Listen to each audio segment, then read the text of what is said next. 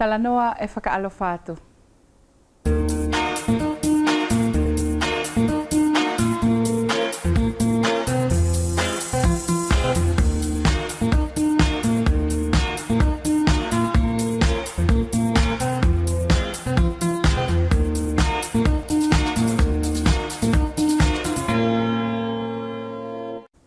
Kainga uwe mofutuna e mamata mai le nele afia fila e whakapapatu malor koto kataki.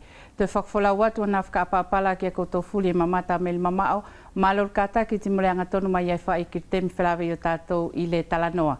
Ko le afia fine i kainga e tukua kai lor whainga mariela ki le tunga anele ne ko a polsio titilai ki futuna ke anga whakalala i tātou whakatasi timuritamana le nei ko Stefano Takaniko. Kai mua tau kaku ki ai kainga, tau tau mamata ki whai mua ki la nā whalongo, na anga whakasoko ki le tamana le nei ko Porikalepo Takatai. Mamata mai. Kainga malo lako tau kataki, e tolo tau atu nei, i tapaka, on matua le nei ka tau anu whawhalawe ki ai, ko Takatai Porikalepo. Masau tawhitola o uinga timolo na ngā o ia tuile ne whetu, kai te kesi ak foki kainga tani ko laka foki le nei, fai masanila e mauala si fai alo. Kai tau nofo nei palokia le nei o Singave, si tau nofo nei whakolo le nei i Whiua, e se uala si foki al ngā oi o le nei lakau ko tapakala i le nei palokia tātoula. Ori, malo fai lau kataki, fai muka e tuku munok vevela la. Yo, malo apolo la o kouru kataki. Ko kaunga le nei fai siale la apolo ku futufutia ke la fai taku wawa al tapaka. Ko i whaile nei au ko rua lai popunu salela i whai nei salela. Aku vivela la ka e fukitai ono tio i silaisi. Porikalepo, ko koe lako ia ko stangata ko whai tapaka masani? Malo apolo, whakamalo whai hoki potu o oula. Asikonga ku ke whakalala mai ki ei. Ko oula apolo na iei iki ngā whetu na tau whai ngā tapaka kana se lasi. Si kamana to ke loa le fetula ke fai mo singa tapaka ke lasi. Tali ku kau fai tula ku pakia ale ano ko tapaka sa ele me alo. Ko ye fai le apolo ku kamana to ke fai a singa tapaka mo suluka. Si kone ilo a sola ku no folo ala apolo. Ku stoi pati au ke ano au ki alo tongi tapaka. Ta ku maua e a ngane suluka i ile nei ngā tapaka na whakaui sa ale aula. Puno fune ila ho la e poli, kuskoi whatau pati ia ko stangata. Ko whatapaka nei ku fia ko kilau sa ile nei lo tapaka. Malo apolo. Ko ngā whatapaka la ku oki sa ila ko ngā kaulu tuputasi. Whatapaka. Ale ia ku oki sa ila mo nā whatapaka ku oki kamata whakalau whalai aula. Ko ngā whakailila na whai e au urua ki apolo. O moluki. Ngā whakairi whai nena whamoau. Moluki aula ti mawhiti e whakairi. Ti au aula ku usana ke whakairi lai ku moso oa ke e besine vai vela ila. Ka kumeka o kene whetula kan whea ki fua lai fu whetu ko ke tula na iso tapaka whawhene ki pele ai. Poko i maliri ka nilo longa tapaka. Malo apolo. Nei o ngā tapaka i lato whetu ko kila na tō sa alfa whukile nei a ngāne tō talo i aula. Na mauri mari ai kai velingana na iki fua. Ale na ngata pakala. Kau mala tu ka loi le nei fetu lo ke fai whakalasi. Tali fai sa ale atulo ku ano fai foki o korta pakasa ele ki fenuala. Whakalu malu foki na tu ki farta o sula korta paka pat mai le ale ai singata paka. Ko ye fai le apolo ku ano ai aula o fai sa ale e ngata pakala ke mo sulu ko fai. Tola sila fai foki ki lia kaku ki lia pulang sau mi alo kole mai ki na whetai na mi alola sakotunga tapaka. Tanga kole ne wheko ia lakaula ko ia. E mauri mari wheko ia singa venei. E yo Apollo. Kole le ia lakaula e singa venei e Apollo. E au foki i whenua me alo.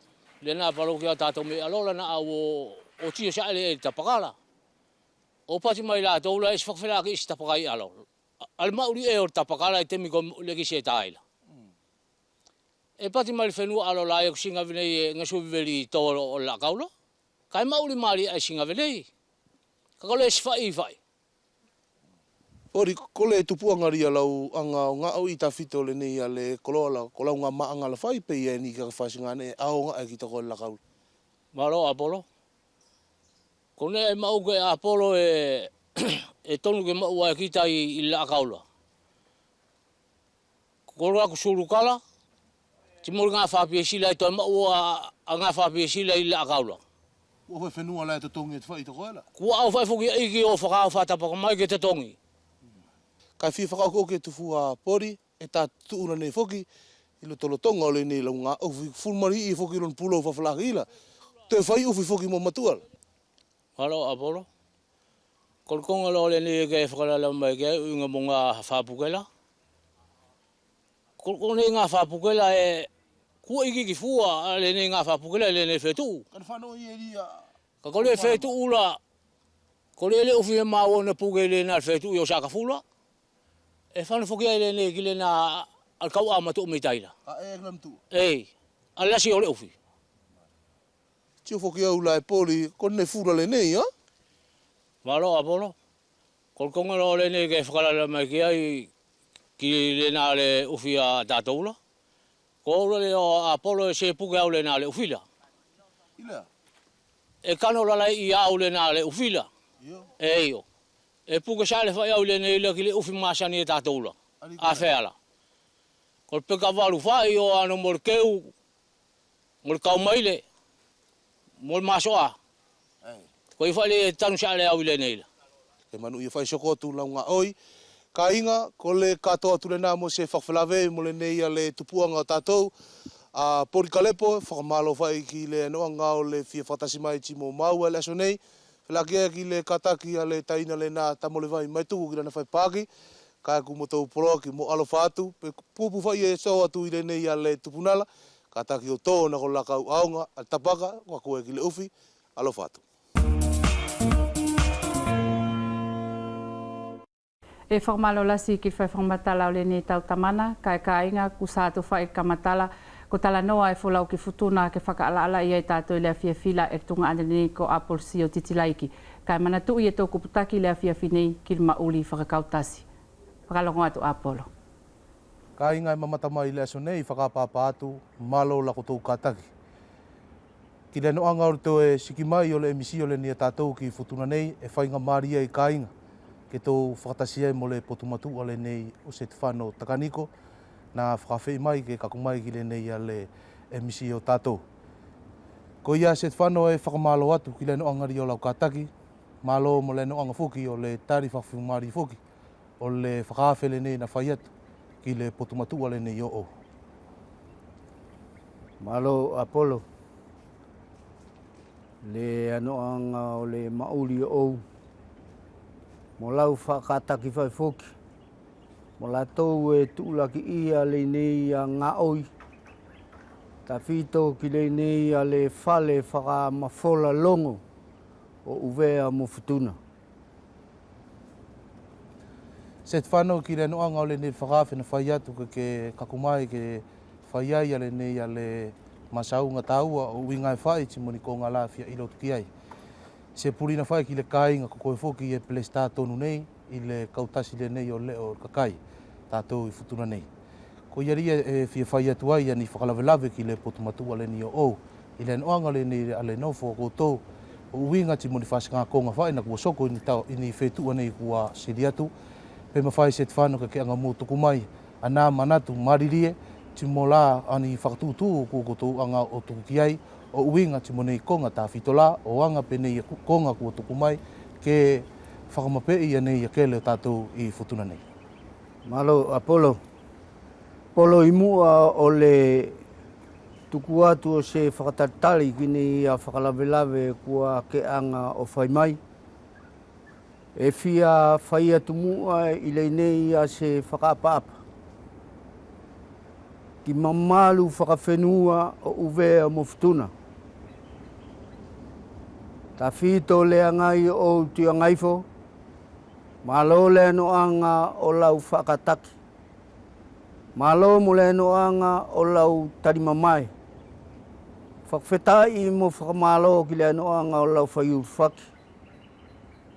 Mo le ia lauanga o takitaki a le mauri o lo puleanga whakasau. Whawhelaki ai mo se whakaapapa ki louangai ke taona. Malo le anoanga o lau whakataki. Lau tau ai whai mo la mamae pe ko whaingata ia. O lo puleanga whakasau. Ta fito le ia lau whai urwhaki mo lau anga o takitaki i le nei a lakanga. Pelaki ai mo se whakaapapa ki a korua tau taina arikisau me uvea. Malo le anoanga le ia o le kataki a korua tau taina. Malo mo le anoanga o le whai urwhaki. Malo foki mo le anoanga o le whau. Whatontonu o le mauri o le kakai. Pelaki ai mo se whakaapapa ki le potu whakaariki. Potu o korua tau taina kalaki waru. Mo kauariki katoa o uvea. Kia te koe ti afo i mo kauariki o le puleanga sau o alonei. Pelaki ai kai whakauru kia te koe ti mo le kauariki katoa o Singave. Kale se ngaloa i ala whakaapapa mo se niolo ki te koe ti mo le lotu katoa o uvea mo futuna. O tulene i o ko le ariki ko wana whawhonga o le pulanga whalani. Ti mo koutou ko le kaunga oi katoa o le puleanga. Pelaki ai ki a koutou ko le kau tangata whaipotike me potu o ko le te pite ki te koe ko le sena tangata whono whakaekonomika. Pelaki ai ki le plesta ti mo le kaufono katoa. O whakwhelaki ai loa ki a koutou ko le kainga katoa o uvea mo fituna. E wheala ke whakalongo mai i le nei a asu. A polsio, ko le whakalawelawe le nei na kua ke anga tuku mai o uinga mo le nei a le kautasi. Na matuanga o whau. Ko le kautasi pui pui, pe ko le kautasi malui, o koloa whakawhenua o tātou i futuna nei. Potu e kau masau ki ai, e masau whai au ki alo nei, kolona uinga le ia, e ia il kautasi o uvea, ti ia il kautasi o Singave. O le konga le ia na tupu ai a le whakaukau o le nā le kautasila. Tai lasi a whasinga nea o le mauri whakawhenua o tātou. E whakasoko e puleanga sau. E se mawhai ke whakaapa-apa ki ai a le puleanga. E iaia i ki anea, se mawhai ke whakaapa-apa ki ai a le terituale. Whakatoto e atu au. O anga pene ia konga na wheala ke masau ki ai ki kele. O anga pel konga li ki tu akau.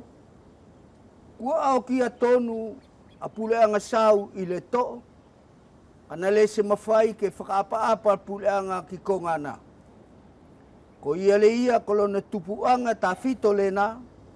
O le whakatuu o le kautasi le nei. Leo o le kakai o alo. Tiele se ngato iai. Kai matala whai ki to koe. Ale mauri whakawhenua le ia o tātou. E iai le mauri whakawhenua e lau a te ai a futuna a alo katoa ki ai. Ti iai le mauri whakawhenua e ngā oi whakatasi mo le puleanga whalani. Ko ia i le anoanga le motou whakatitio. Ta fito ki potu le nei o le tosi lao. O le tosi lao le kawono tupitasi. Na motou loto ke te ia i se whasinga whakatitio i mo tosi lao lena. O le a ale nea e tonu ke whakatitio iai a le tosi lao le kawono tupitasi. E iai a nea iai e le se malidie. Ki le mauri le ia o tātou i futuna nei. Ta fito le puleanga o alo nei. Ko ia le ia na loto ai mātou ke whai a se whatitio I ki tosilao.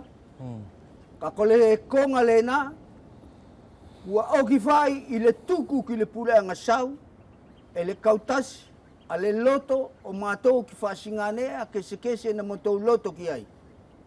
O le lao o le kaurima tu fitu, a le ia pati ko te kere kaurima tu fitu. E tu uai a kele e pati ko kele o le terituale, e whakalongo ki terituale. E ia e mo whasinganga whaksaele o le Maori. Na loto mātou ke whetongi a le nā a tosi laola. Ko le nei alona na ala e a polisio.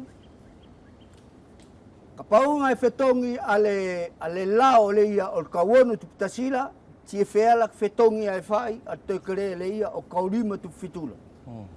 E se mawhai a ia ke whetongi a te kere o kaurima tu fitu, ka e tuku a tosi lao. Ko tosi lao le ia o te ritualela e lasi ane a iai e se maari e ki tātou I fituna nei.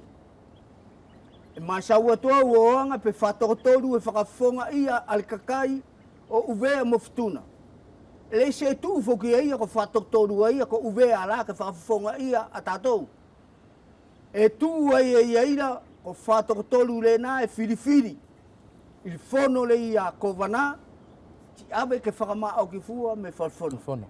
Ei, ka kole nei alona saele le ne te mila, kuliliua ia, kole ne a ia o le potikela, ku pati tātou, ko nea e whiriwhiri wha e whalwhono o au mai ki whakowana.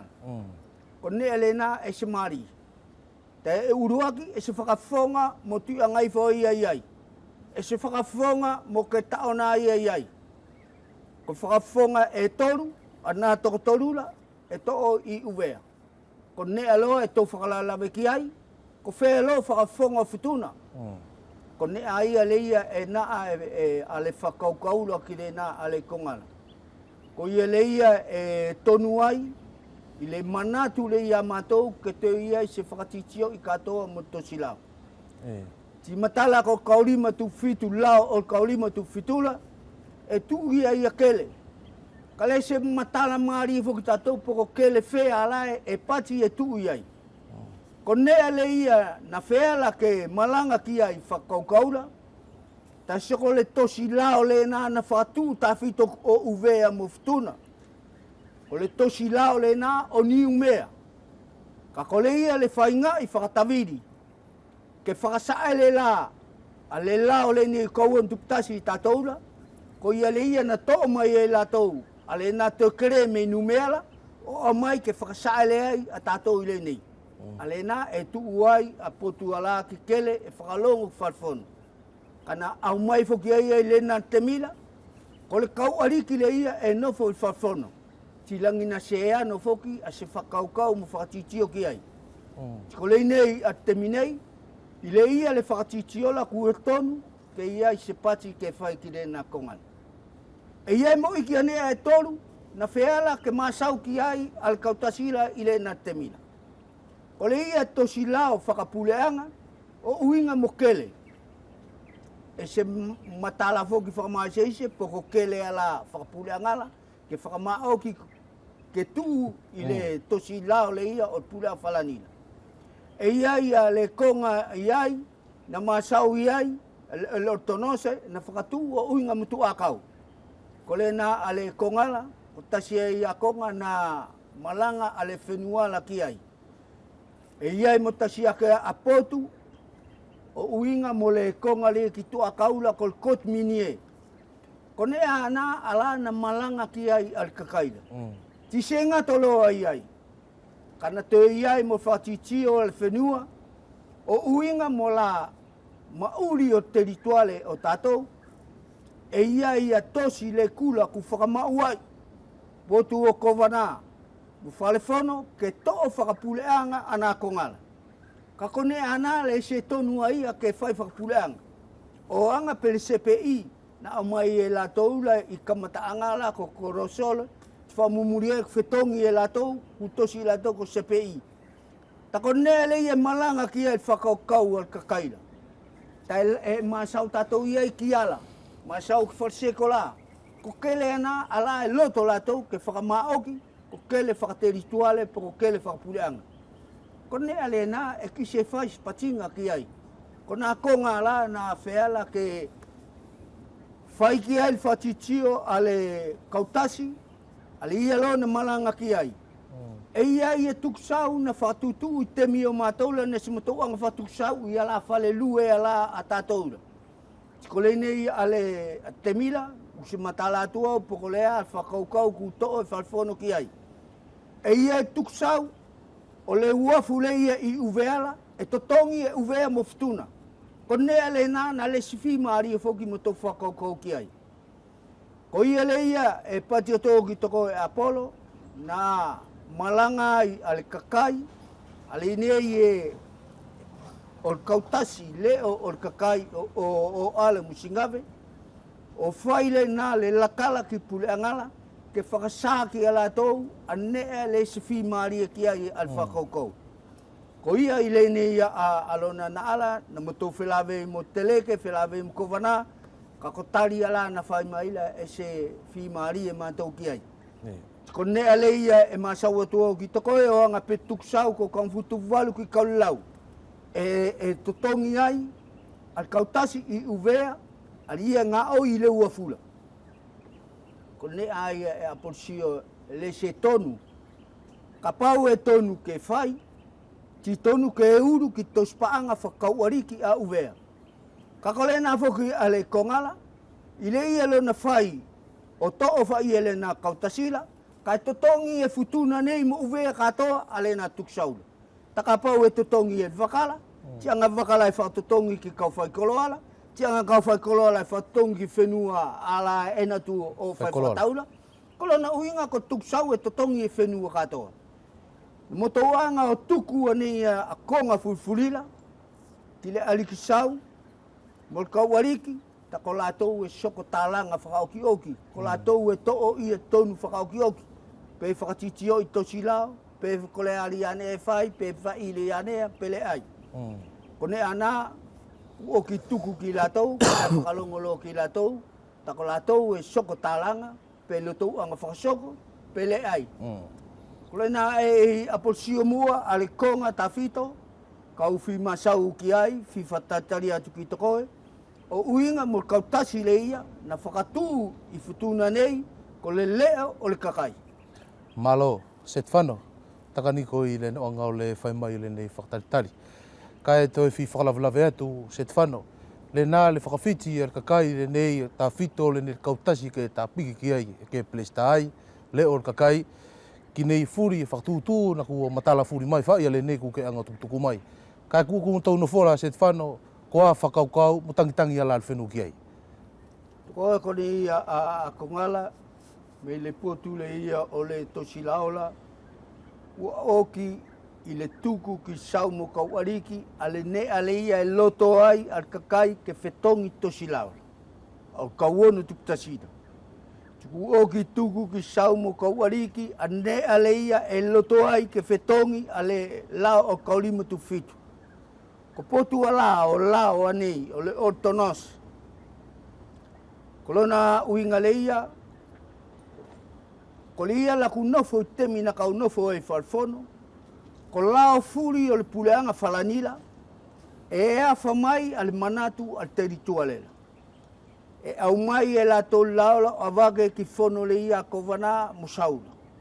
Ti oki ti ave ki potu le ia i falfonola, ko a la tau manatu ki ai. Ko mātou wa ia kua anga mātou whakasā, ki le potu o le alikisau, a nea e le sifi maari e mātou ki ai mo kau oriki. Kai kolona noanga, soko mātou ala ka tangila. E tuku whai mua, whakapa-apa, te e ia i ko lātou ana, e māsau, i le leo le ia o le kakai ki ne ala e whai. O muri ki kautasi le ia na whatuula. Ko kautasi e whau e mātou ti pui ale potu whakarikila. Ka le sima whai ke malangalo mātou i alunga. O sau mo kauariki o whai tonu. E ai. Ko tonu, mo ne e veveri e o mai whai o tuku ki sau mo kauariki ko lātou e tonu ke whakawhelongo ia. Ka kile ne foki la ko tonu fola set fano e ko tau anga fai o tau fatu fai tu mau fai ala ko tau fatu tu fai uinga fai maria ko tau nga oi tu mau fai uinga fai mani kongala. Eio. Kone ai e fai tu mau fai matou, tino fo fai matou la tatali kini ia konga ne motou masau ki ai la pe felongo i se aso pele ai. Paki whakaangu moni tonu ala ko tuku mai la set whano ki le se matala mai foki ki koutou. E ai ki se matala mai ni matou pe kole aloa ala la tonu ku fai. Malo set whano. E soko atu set whano e ia foki te sakonga e kau te fi whakalawalawe atu ai ki te koe. Matala lia le ta masau mai milo uinga plestai le ne kautasi le kakai. O uinga whai ti mole nei whai foki le koloa lasi tātou e pati ki kulo lasi le ne meitai. E kau fia whakalawalawe atu mua set whano le ne whainga Mariela. Piki le nei lau nofola. E iai sau whakaukau pako sau manatu. O uinga ti mole nei whai le kulo lasi, kua lasi e tau masau ki ai. Poko le potu le nei Apollo kua ke whalawalawe ki ai. Se la fuki au pe ke te masau au ki ai ko le alon tupuanga. Ilo na uinga le ia ku oki e tonu a sau i tuku. Ku oki finingala o sau i to. Le sene e te whai ki le na kongana. Kapau ko le ia whai a le whai whakaukau. I le temi le ia ko ino fwai foki au i le ariki. Masalo pe tu tolu puku tu wha le au o folau. Na au fwai foki o na ke ki matou. Au tasi au anga o patia ke ko sia o ko ia. Sia le o. Ko la tou ala ka au o whai ale ngā oila. Tuku atu me iai e sene e fue e whai. Ko le nei alona na ala. No te au whakamuri fua ala tau ki le nei. I le oki le ia o manatu a le pureanga ke ave sasau o tātou ki whalani. Ke whakamao ki e laua iai. Al potu le ia ki toa kaura. Ko le ane na soko na natu laua ti whakawhiti laua iai. Ti au laua te au mai whaia a tasi wholau ke au whakamatala mai ki tātou a iki anea. Ko le na a le wholaula ku oki te tuku whakatonu e saula mo kauariki ki la tau, le senea e te whai. Ka ko le potu le ki tua kaula, ko ne e mauke ai e na iai. Tai ile ne te mila mua, e pati puleanga kolona ko ngā whenua. Ki te au, e ai. Ka pauna au puleanga o malui, a ko ngā tai le ia lua afe kilometala, e malui whai e alunga. Ka ko tua lalo o kele, e natu ai ai tātou o ano ko inga poko Fiji, poko Tonga, poko Samoa, ke le nā o uvea mftuna. Ko ia le ia i a tātou whakaukau, mua tātou manatu, monea. Pati mai ko nea na sori mua, na sori e ai. Ka pau na sori aliksau, ti tonu ke amai se pepa, whakamatala mai ko le ia, ana ngā nea na whamao ki e sau, muka wariki, na ku oki sori ki pule angana. Pernah nea le ia e fia whatatari atu au ki ai, ka se fia masau au te u oki tonu a sau i tō, ti tonu ku whakapa furi tātou ki ai. Malo, set whano. Ko ia ka inga kua matala atu whai koutou, kia koutou a le noanga o nei whakataritari, kua tuku atu set whano ki le noanga o le urua ki vaenga ria na fia masau atu ai, mo le potu le nei o onala. Ka ki le na noanga ka inga e te fia soko atu. E fia to ai le nei whai foki whainga maari e koutou whakatasi e foki ti mo le potu matu o le ni o ona. E puri na whai kia koutou ka inga tangata le nei na whono. Ti e ina na mawai mai foki ka inga e matala whai na te au whai foki o uru ki nei whai foki ka venga whakawhenua o tātou. Ko ia set whanau e to o ature nei whainga Mariela ke te whai atu mua se whakalawelawe e ia le tāuru mai ki le angai whenua o tātou. O whai lapele nei a le konga e tu anga whakasoko a ia ko le whatongia. E whakaamua ke set whanau a le loto. Pe se mawhai mua ke anga mua o tuku mai kuria nei lau tontonala. A le matala ria au kina no anga mua le nal kupu ko le whatongia i tātou futuna nei. Aro, o sio. O tulei nei e ke whakalawelawe ki ai ki le whatongia.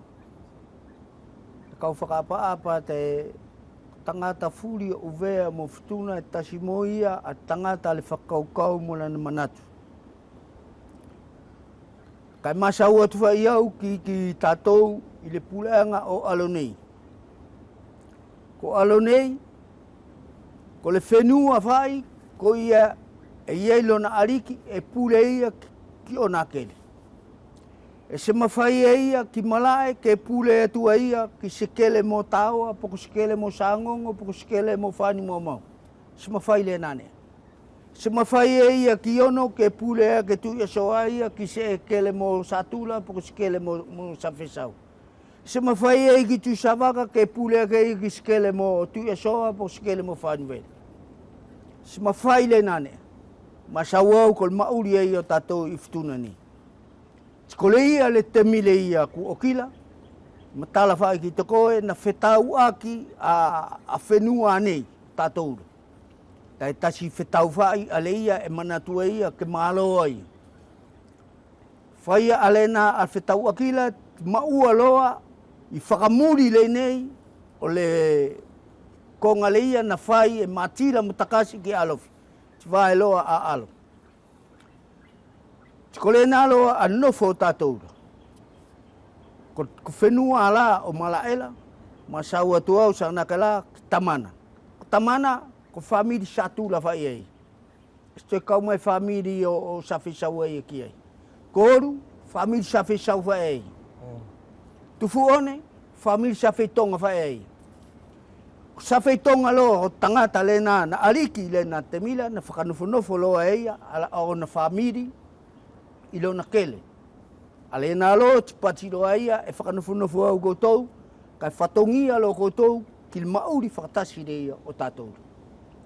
Sana ke kako se ngā oi whakatasi. Poko le ane e manatu ale aliki ki ai e tonu ke whai askainaki poko ane ke whai e latou, whai latou.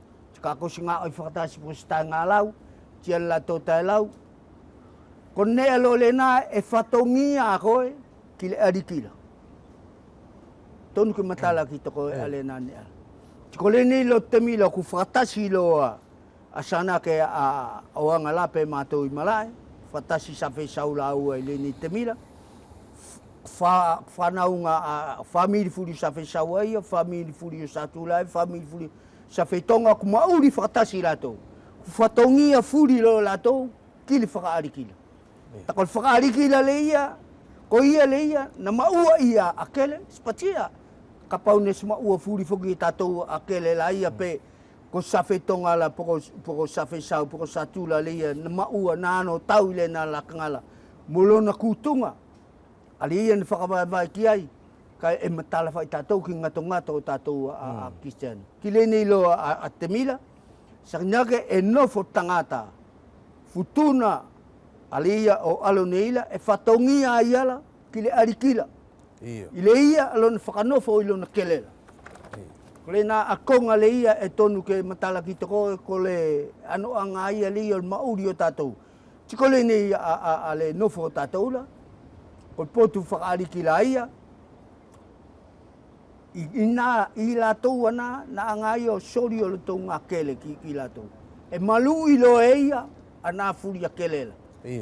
Ka ia ia kele, e na awha ia o anga pe alunga, kele ana whakatasi fufuri o latou.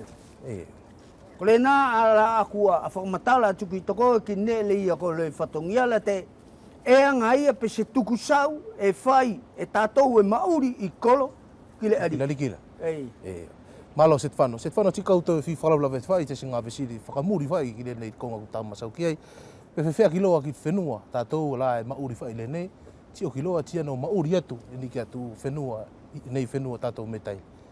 E kau mai whai ki le nei whatongi e whai tātou e whtuna nei la.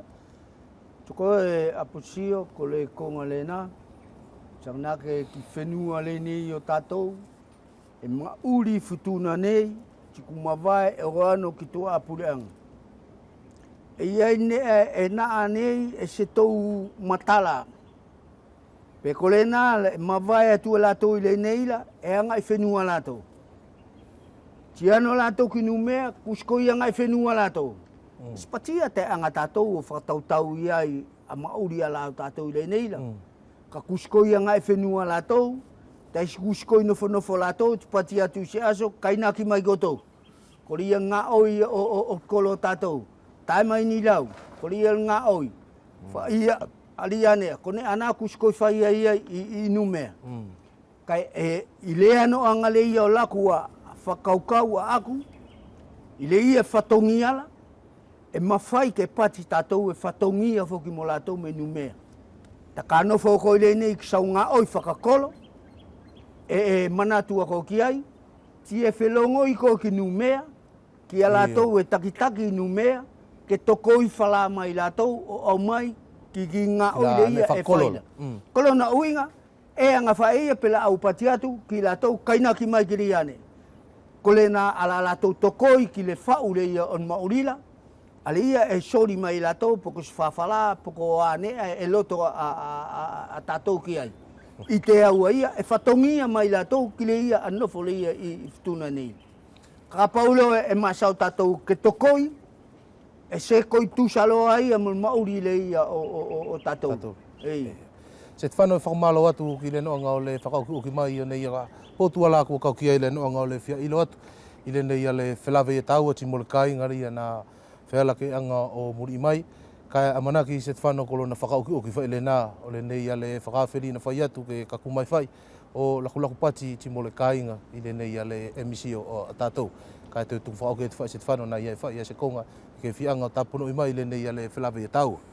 Malo a Pulsio.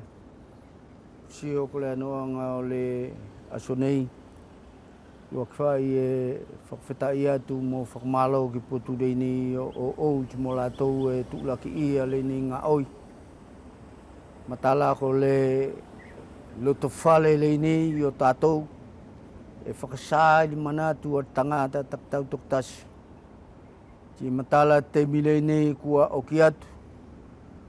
E iai a whaingata ia e tau mo le mauri whakawhenua o uwe mo ftuna kai tawhito ftuna nei. Si matala le anoanga o le saele o le temi e tau loto furi ke saele ki mua. E ia iki e loto ki saele ki mua kai tamate a koloa whakawhenua. Ko nea le ia e kau whakamuki ai. E loto au I le ia laku le whakaukau. Ko loa whakawhenua na tupu mo koe. Ko ia whai e te sauwhaki I a koe, ko ia te anga whawhau a koe. Ka pau I le ne te mila ke whakaukau ke ano ki mauri whakateala. Ko kole atu au tangata whituna, ta whito I alo. E masaulo au ko le whaingata a le ia ka whelawe I mo tātou. Ko ia le ia e kau whakaamua e whai. I le potule nei o le kautasi. Ta whito a koutou e le o ia le mauri whakawhenua tātou. E tonu ke koutou kataki. O toko I mai ki le o ala koloa tātou. O se tauloto whaai ke maari e a le mauri whakawhenua.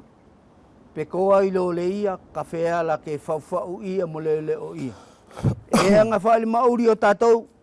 A porsia pe se whakato. E lotonga kai ne ia a whakatolai. Tio folele whai e tasi asu. Ku viloa ke a pule anga saula ia ki lalo. Tale sene e pui ia. Ale ia ale malu ia o le whakatola. Pana whai ia le whakamuamu le ia tuku atu. Ia koutou ko le kāinga katoa uwe muftuna. Mo ko le whamon mo le atu ka ia se kupu e toto mo le asonei. Kataki o whamon mo le ki ai.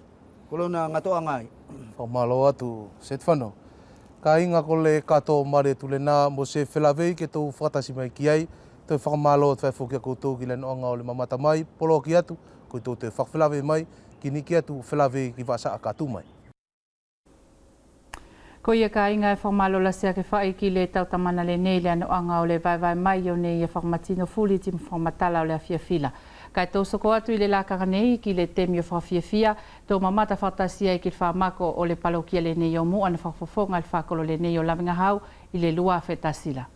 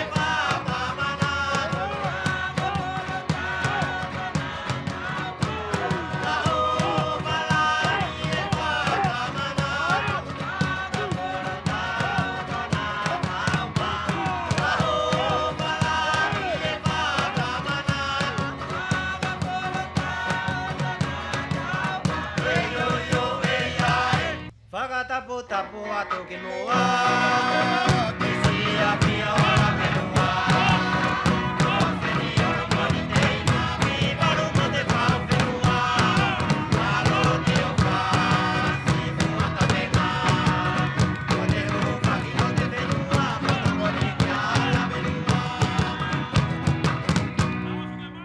Mako pake wahe mua, tai mai Whakamaro Whakapita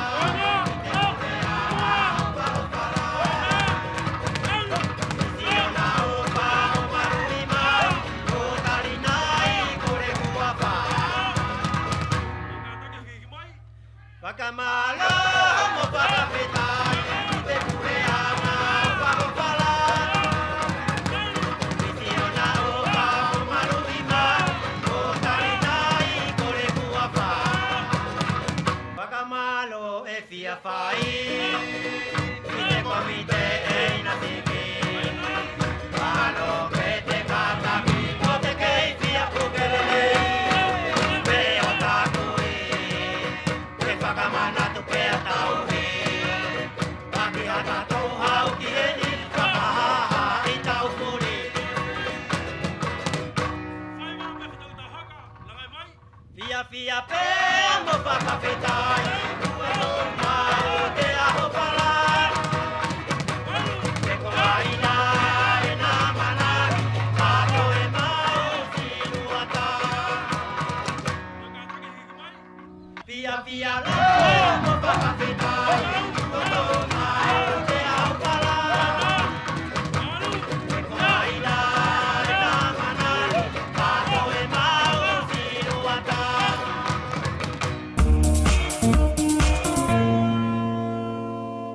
Ko le lakanga loa ka inga so ko atu ai whai ale no angar to whatitio atu a pāki i whetu ko siri atu ta whito i le lua whelimala na ta awhi mai ai a pākia nei o le lili o mai o whanau o futuna me palesi.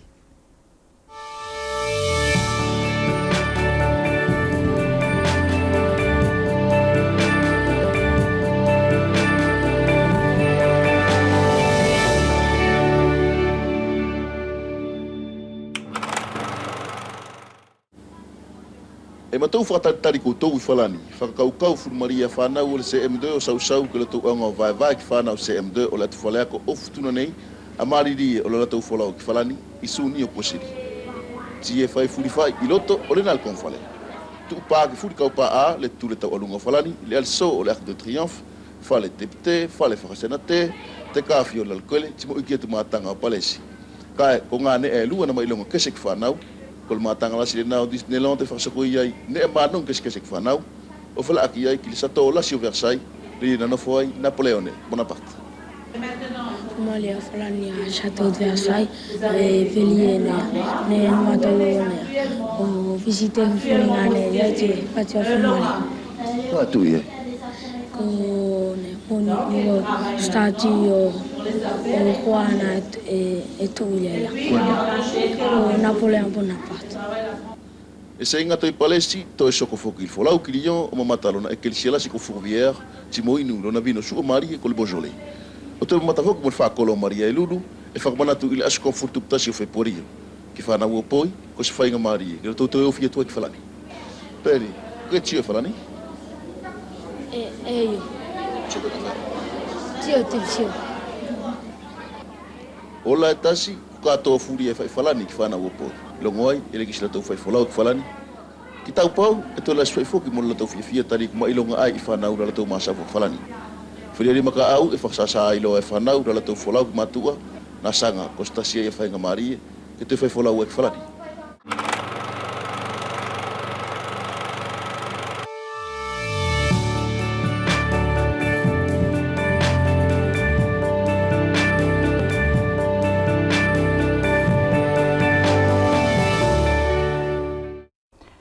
Ko ia ka inga o whai pewhiria o na furi e mawhai ke tau whakatasia e timoritaina le nei ko soa nā tuwhele ki le vai atu whai o longo e tusa timo le whakauki wasa le nei piko le wasa a katu mai. Soa na urua ke whakamalo atu malo whakau kātaki timo le whai ngai whai ke tau whelawele le nei le awhia whila. Ki ari ki lau kātaki mo te mo ofuku le asone timo le tuulaki me whai fuki o ngā oe.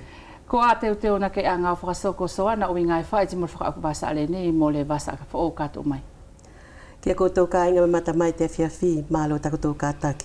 Ki he ulongo ia ki te whakaosi waha aini tō kamata pē mua i te ulongo whaingau i. I te moia ki a pongpongi e whai he uwhilawe lupi a te uwhale ako lupi o uwea nei katoa ki te malai lupi ana i Fatima o kamatatu i te hulahiwa uhu teu pe ani o uhinga pē mo te uwhilawe whaka Pasifika ani ka whakahoko ana ki Hamoa te mahina o Surio pē mo te tahi whilawe e whai ana ki Kalitonia. E ia pē mo te whilawe lipulu a te kautahi lipulu ani te moli i te palokia ani o Hahake e whai ana i te malai lipulu ana i Hawhasia o kamata ia te tohi hingoa i te mātahi totonu pē kamata lewa ia te ngau i te whetapa totonu. E whai pē mo te whakahaonga atletisme i te whakaosi waha aini i te moiaki a pongpongi pē mo te ahotapu i ka whika tuutahi. Whakahaonga aini e whiriwhiri ai lewa ia nātou ka kawanai ki te whakatahi whaingau i whakapasifika aini ka whakahoko ki Hamoa i te mahina aini o Surio. O whia e pē ki te tahi whilawe whaingau i ka whakahoko ana i te mahina o Sunio ki Australia.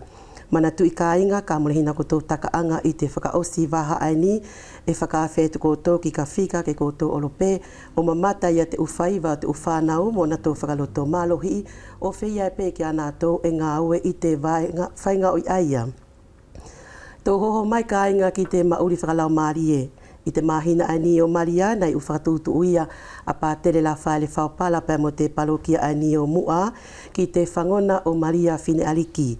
I te awhiawhi ani e kua nofo ai lewa ia te whangona o Maria i te kolo ani o Ngahi. O kakuai ki te whiria wha, pēr kakumai ai lewa ki te kolo ani o ki Aliki i Utufua, pēr hiki lewa ia tona whangona ki te kolo ani o Malaifo'ou i te whakaoswaha ani ka hau i te whiria o no. Tō hoko atu ka inga o hinga pē mo te longo ani i te whaiva maholo ko te ahongfuru mātahi a pongpongi e katoa mai le waki ai i a te tau whango furu o te foi maholo ani a te kasava ko mahino te tau pēki a koutou i a te umari e ia o te foi maholo ani. Moi miti, moi manatu, mo leo o le matangi, na koutou mamata ki ai nā pō ka inga i whiwhaiwa i porito. E tautuku atu i le astapo le ne katoa soko atu ki ai i le temi tonu o le whetapa to tonu. Whakatasi mo maririe o le whakolo le Neokoria, whilaakia ki maririe o Perinato Tukumuri mo le Pōwhatu, ti mo Kelemea, ti mo le tāpuna loa a le tonga ane nei ko Sakaria atu wasa. Le nā ki ariki mo le kāinga matamai, a le katoa atu mo nilongo e mawhai ke tō whataski ai i le awhiawhi le nei. So ana tu whele whamalola si ai ki lau kātaki o te utu i mai ane fuli alongola ke tō vai whakatasi le nei le awhiawhila. Ka inga e soko atu e whai ala no angar whelawele i a tātoula, tō whakaokilare tō awhiawhi tala noala, timol masolo le nei me taiti na whalau tonu mai timol taina le nei vasa akua sili atu ke tō whakaokiai whaaroe.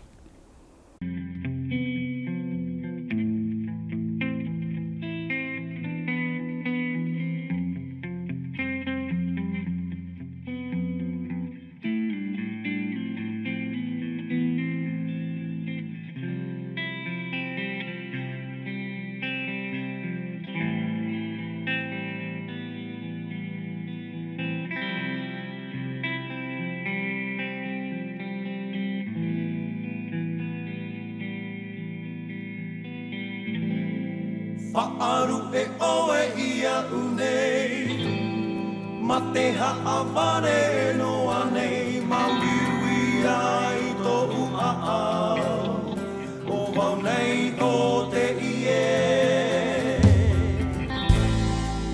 Mihino nei au ia oe, warawe ino oe ia unei, wariro oe i te tane api.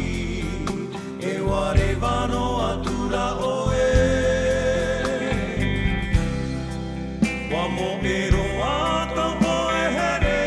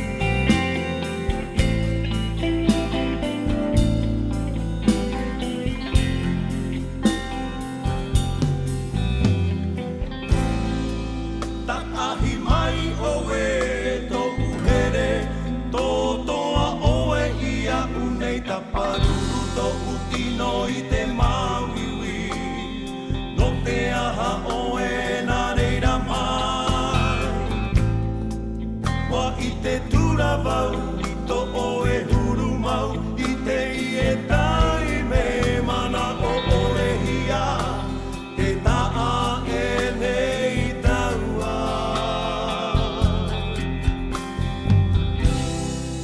Wako e roa to o e here e te haere roa ne e ita e o i whaaho mai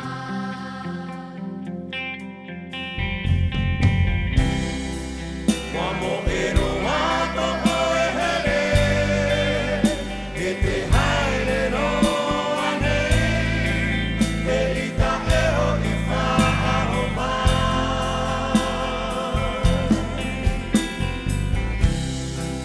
Wamo e roa to o e here e te haere roa ne e ita e o i whaaho mai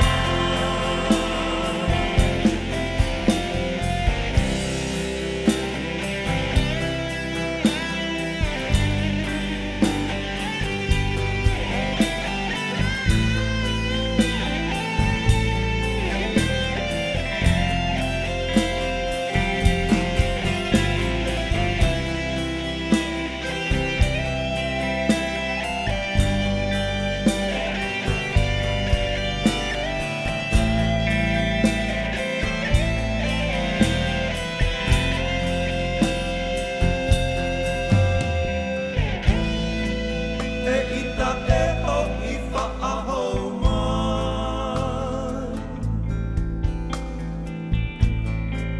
E ita e o i whaaho mai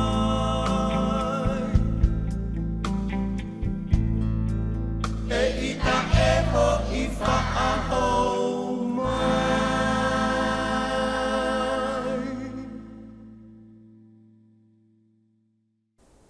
Ka inga e mamata mai ko ngā toanga maali le nā te te watala noa ki le ne le afia fila.